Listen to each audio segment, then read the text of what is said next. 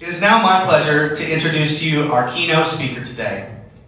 She is a best-selling author, international speaker, and a powerful voice on the transformative strength of authenticity.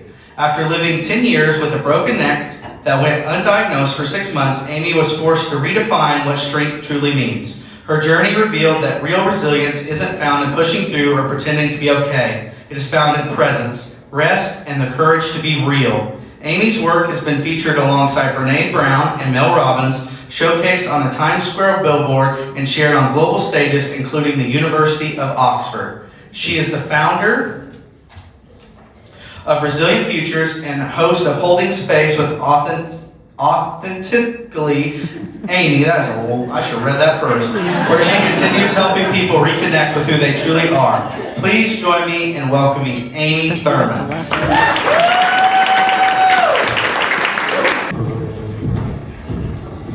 Look at this, so fancy. Oh my gosh. I've done this long enough that I know this doesn't happen in the snap of a finger. I know a lot of people put a lot of work into this. I know Lori Callahan worked, I know Taylor, I know Chris, Ed, everybody who worked on this. Can we just give them a round of applause?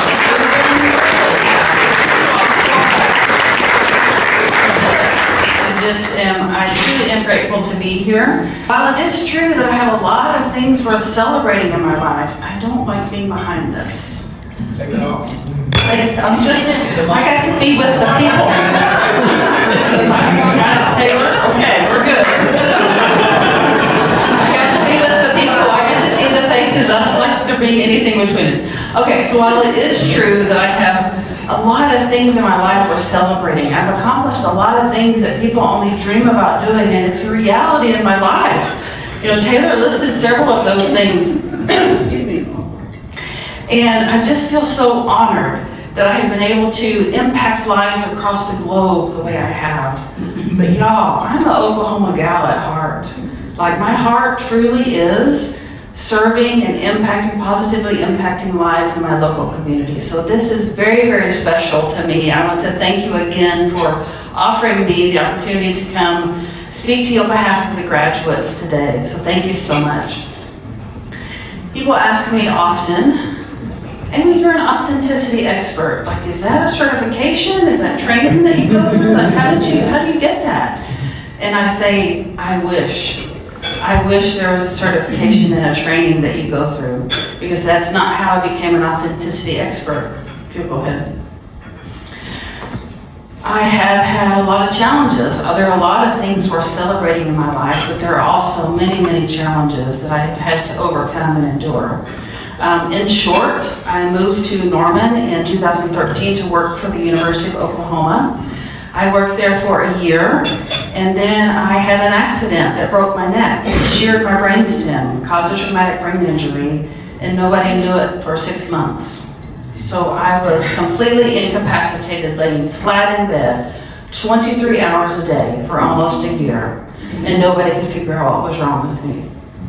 I ended up living 10 years with a broken neck that went undiagnosed for 6 months. Talk about a miserable existence. You can guarantee that I wanted a way out of that miserable existence, because nobody could figure out what was wrong with me, and I knew that my purpose on this earth was not to lay flat in bed for 23 hours a day. So I decided that the way to get over this, the way to relieve myself and my family of this, was just to end it. That was the only way I could see out at the time. And I knew that I had enough pain medication to make it happen. It would be quick, and it would be easy, and it would be painless, and that's exactly what I wanted in the moment. But my heart had a different story. My soul said to me, Amy, what if you don't have to die? What if you can make a different choice? What if you can take the same energy you're using trying so hard to die, you flip it around and you use it to fight to live? Maybe you can actually get better. And if you can get better, maybe you can use your experience to help others. So I began to fight to live with the intention of using my story to help others, and that's literally what it became. I wrote a book because people kept telling me I should write a book. I threw it out there to make them be quiet and put money into writing a book. And in 2 days, that book became a bestseller, and it took on a life of its own. And that is what allowed me to be featured on a Times Square billboard, and with Mel Robbins and Brene Brown and all of the things that you have heard. So I truly am grateful to be standing before you. I'm no longer in a wheelchair. I can drive. I can do all these things on my own now. And I feel so, so grateful to be able to do that. If you could go ahead and forward the slide. So we are leaders here, right? This is the leadership luncheon for our graduating class. And I had the opportunity to spend some time with the graduates last month. I got to invade their lunch, if you will, and pull them aside, sit with each of them for 3 or 4 minutes, just enough time while they were there. And that experience changed my talk. It changed me. I got to hear their hearts. I got to hear their struggles. I got to hear their challenges. I got to hear why they're in this program to begin with. They want to be better leaders. That's why they're here. And I went into that lunch with an idea of what I would talk about today. And I left that lunch with a talk that is coming to you today. It's a totally different talk. And I want you to know that this talk was given to me for you. This is not a talk that I give to everyone.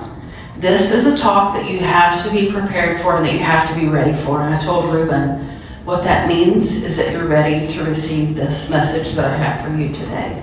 So I'm going to ask you to buckle in. I'm going to ask you to open your hearts and your minds and see this from a different perspective, because this is not a talk you usually see at leadership, in leadership capacity. This is a whole different perspective on leadership, yet it's life-changing. And I really want you to receive it and take it in, take hold of it and run with it and use it to impact the lives in your business. Are you ready? Yes. Are you sure? Okay. Buckle in. All right. Help me finish this. Do as I Say. not as I Do. Okay.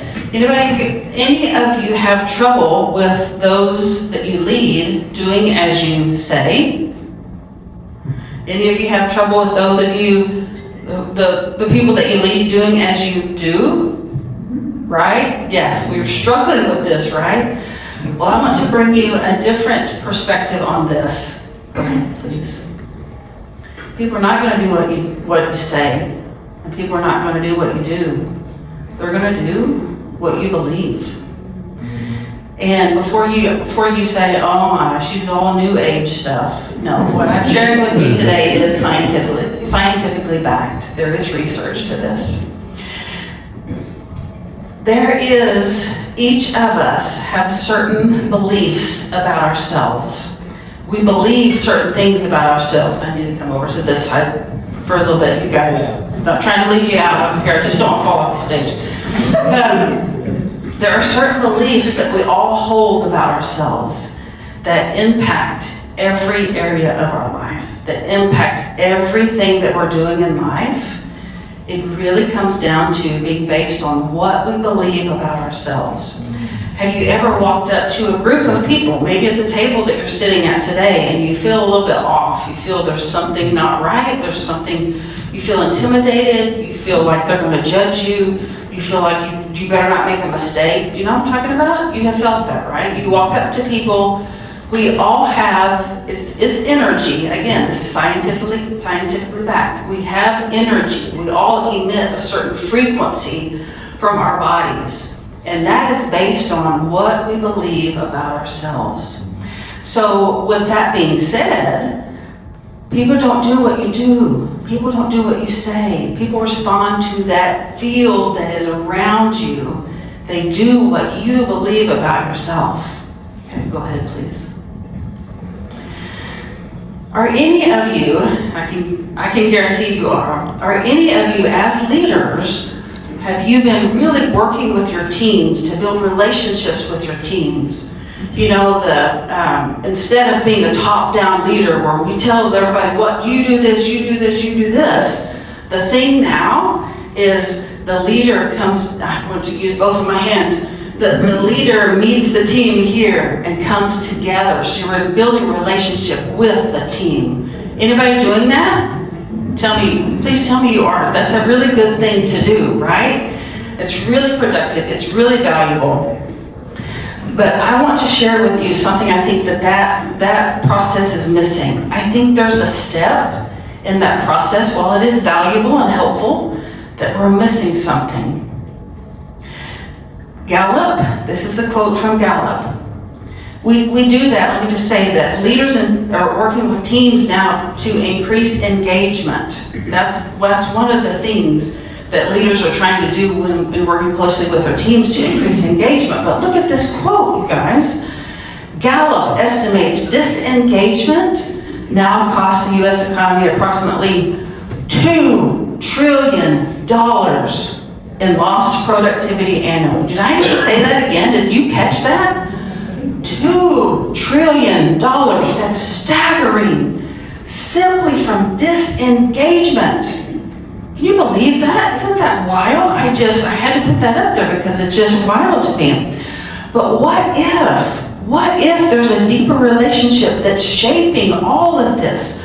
What if we can help solve this problem through a different relationship, and it's not necessarily the ones with leaders and teams? What if it's all about the relationship that you have with yourself? Have you ever thought about that? We are so focused on our relationships with our partners, relationships with our community, relationships with our teams, relationships with those who lead us. We forget that we play a role in this equation, and I'm going to say to you today that you play the most important role in that equation. Yet you are negating it. You are not nurturing it. We're leaving it out completely. And it's missing a whole layer of this foundation that we need to be laying to build teams and leaders working together. You cannot have teams and leaders working together successfully until that foundation of what you believe about yourself and your relationship with yourself is laid first. You have to start there. So that's what I'm here to talk to you about today. I told you to buckle in. This is one of those you have to buckle in.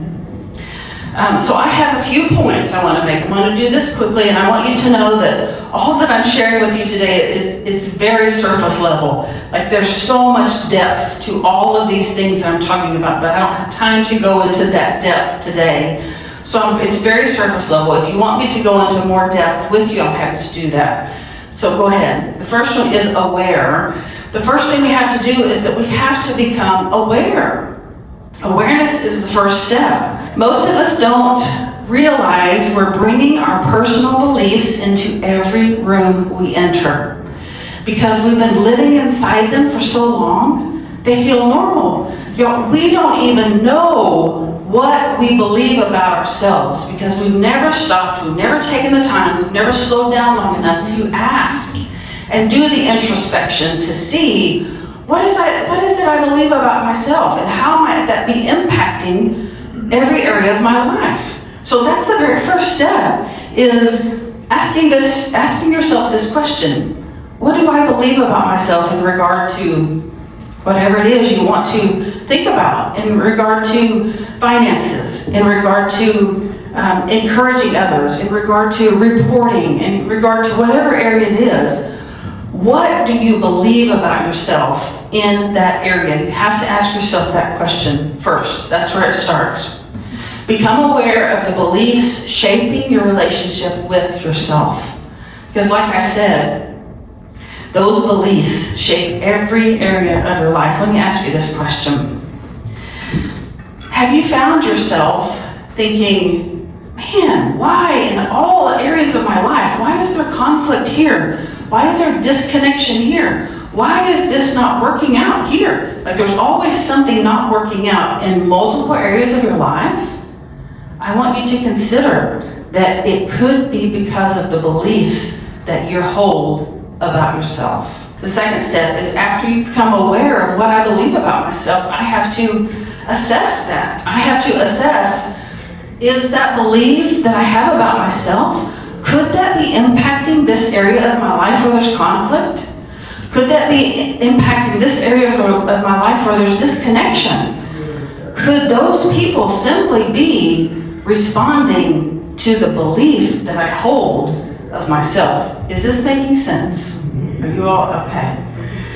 Because it's not a fun thing to think about, that could I be the problem? Not the Taylor Swift song. But, it's thinking about, could this be something within me that maybe is causing the conflict, that maybe is causing the disconnection? Because people are responding to what I believe about myself. And let me share this with you. In business, we are approaching things from an outside-in perspective. I want you to understand this. We're hiring consultants, which, yes, I do that. They're valuable. We're hiring consultants and we're bringing them into the business. We're hiring coaches and we're asking them what they think. We're hiring leaders to impact these teams. But what about what's already inside the business? What if, think about this for a minute, we flip the script and we approach it from an inside-out perspective? Whoa, I just got chills. Have you ever thought about that?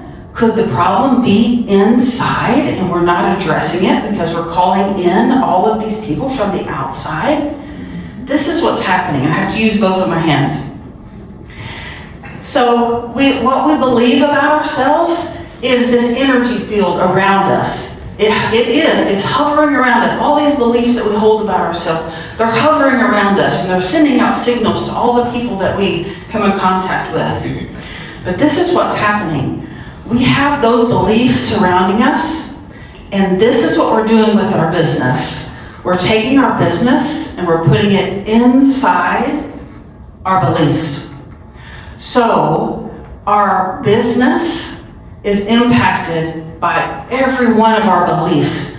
Our business, I have to use my hands, and our business is being put inside all of this stuff that we believe.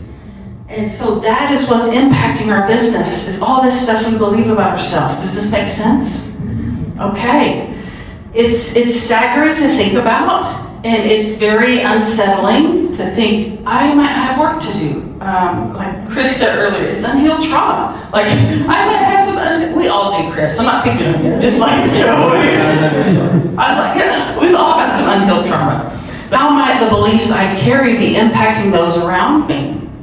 So the disconnection and the conflict that you're seeing, not only at work, this applies to every area of your life. Those things that are conflicting and disconnecting in your life, could they be because of a belief that you have about yourself? Let me give you an example.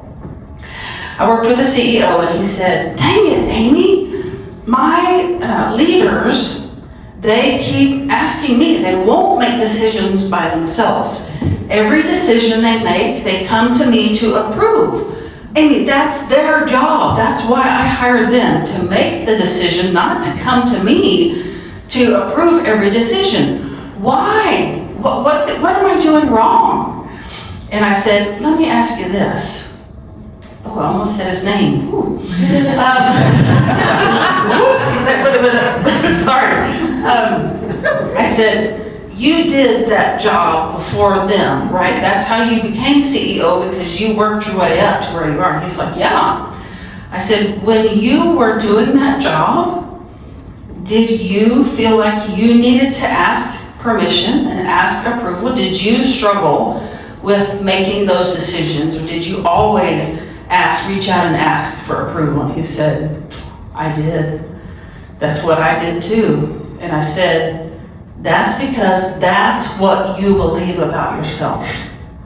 Those people that are reporting to you, they're responding to the energy that you're holding in those beliefs that you have about yourself. So however you believe about yourself is how people are going to approach you. And that's kind of scary, but it's the truth. Okay, we need to move on. All right, you all knew this had to come up. I'm an authenticity expert. I can't do this without talking about authenticity, right? So the next step is authenticity. Y'all, people misunderstand authenticity. I gotta park it here for just a minute. People think authenticity is having no filter, sharing everything that comes to their mind, and just vomiting everything all over everyone, and just being themselves. People come to me a lot and say, Amy, people say just be yourself, and I want to, but I don't know who that is. How am I going to be myself if I don't know who that is? So I want you to understand the actual definition, and this is something I created, that I learned in my life, of authenticity. It's when who you are inside matches how you live outside. I'm going to say it again because I want you to get it. Authenticity is simply when who you are inside matches how you live outside.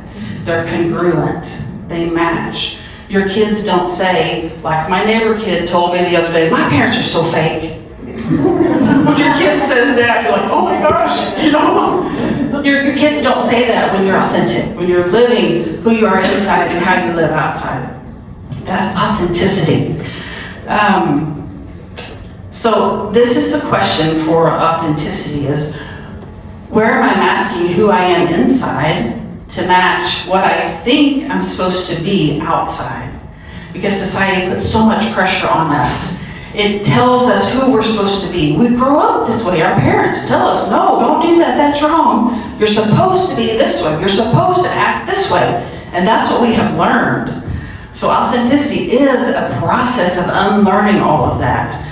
And so, you see, when the internal truth beneath the performance, beneath the pressure, beneath all of that, matches internal and external. Okay, last step here in my 4 A's. When that happens, then everything aligns. How many of you are tired of trying to pull your people back to line? You're like, nope, nope, you're out here. Whoa, come on back here. Oh, you're over here. Nope, come on back here. We've got to come into the same, we've got to be on the same page. We've got to come. You know what I'm talking about? You're constantly pulling people back. Like, no, you're way off in left field. I'm putting out fires over here. Come on back here. We want you right here. We want everything to align. You cannot have alignment. And I'm saying this because I know it's true. This is a message I've been given for you. You cannot have alignment. You cannot have all of your people coming into alignment without authenticity. You are the leader. You are the people who they're looking up to, who they are mimicking your behavior, who they're responding to what you believe about yourself. But if you're not displaying authenticity, what are your people going to do? They're going to pretend too. They're going to do whatever you're doing. They're going to respond to those beliefs that you have about yourself. So it all starts with you. I think you know this already. But if you want things to come into alignment, thank you. You have to be authentic. You have to have authenticity in the mix. And I want you to think about this. What would become possible? I want you to dream for just a minute. What would become possible for myself and those around me? Because again, this impacts where you go to church. This impacts you in the community. This impacts in your relationships. What would become possible for myself and those around me if who I am inside is the same as how I lived outside? Can you imagine that? I'll tell you what will happen. There will be no more of this, come on back here, you're off track. No, this is what happens. And I've seen it in my life over and over again. Things begin to align naturally. And you're like, what is happening? Why is everybody doing what they're supposed to be doing? It doesn't mean it's perfect. It means that they naturally begin to respond to who you are. And it's hard at first. I'm not going to tell you it's easy. It led to my divorce. I will say that. Like being authentically me led to my divorce. So it's not going to be cupcakes and roses, but it will be worth the process that you go through to get there, because things will begin to align and you will say, how is this happening? And I'm not even really having to force them to do anything. So what we want is alignment. And alignment is authenticity that's lived out. So just to recap real quickly, go ahead. We want things to flow. How many of you in your business want things to flow? You just want them to flow. You just want to be like, just flow. Look at that. It's just, the money's flowing in. The people are flowing in. Like, you know, all the things are just flowing. That's what we want, right? But to get there, we have to be aware. We have to be aware of what we believe about ourselves, first of all. Then we have to assess how those beliefs about ourselves might be impacting where we're having conflict and disconnection in our lives. And then we have to figure out if we're being authentic, and if we're not, we have to work on getting there. And then we have to align. Authenticity leads to alignment. I want you to see that. That's the message I want you to get today. Authenticity leads to alignment. And that leads to flow, which is what we want. And the reverse is also true. Go ahead, Brandon. If we want things to flow, they have to align. They cannot align without authenticity. And you can't be authentic and embrace authenticity into your business until you assess how your beliefs are impacting others. And you can't assess them until you are aware of what they are. This, like I said, I wanted you to put your seatbelts on because this is a totally different perspective on leadership. If you'll go ahead, please. Perspective on leadership, but it is so, so powerful.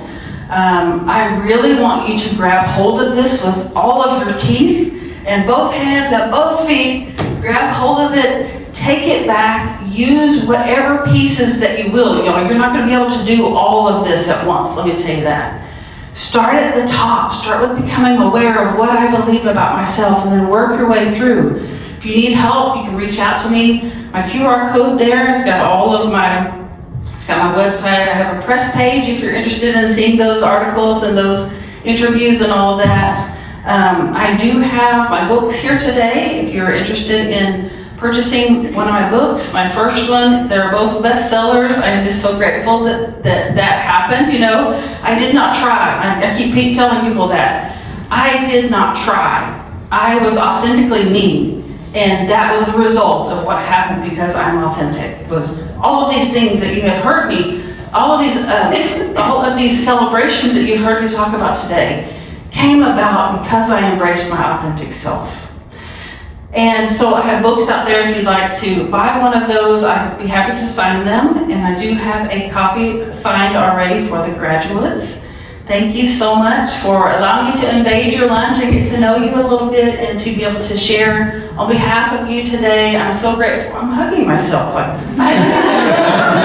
need a hug. Somebody, I'm just hugging all of you. That's what I'm doing. Okay, so thank you again. Like I said, it's been such an honor to be able to serve my local community. It's touching my heart so much, and I would love to get to know you. I do have free bookmarks on the table out there with my QR code, so grab one of those. And thank you again.